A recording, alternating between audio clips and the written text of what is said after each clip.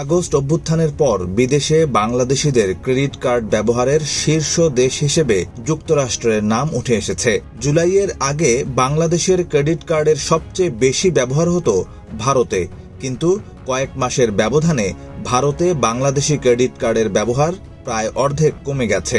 দেশের পরিবর্তিত পরিস্থিতিতে বিদেশে বাংলাদেশি ক্রেডিট কার্ড ব্যবহারের ক্ষেত্রে বড় এই পরিবর্তন এলো।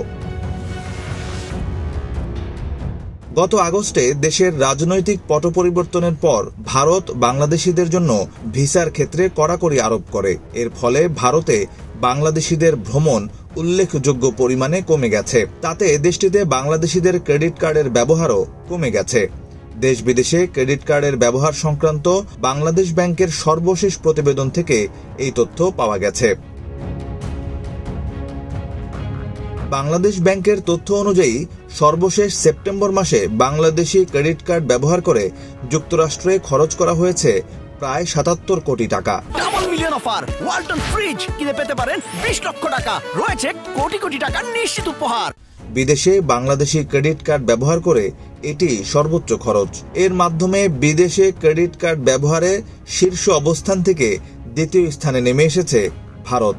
সেপ্টেম্বরে ভারতে বাংলাদেশিরা ক্রেডিট কার্ড ব্যবহার করে খরচ করেছেন ৫১ কোটি টাকা। আগস্টেও ভারতে বাংলাদেশিদের ক্রেডিট কার্ডে খরচের পরিমাণ একই ছিল। অথচ জুলাইয়ে শিক্ষার্থীদের আন্দোলন শুরুর আগে জুন মাসে ক্রেডিট কার্ড দিয়ে ভারতে সর্বোচ্চ ৯২ কোটি টাকা খরচ করেছিলেন বাংলাদেশিরা।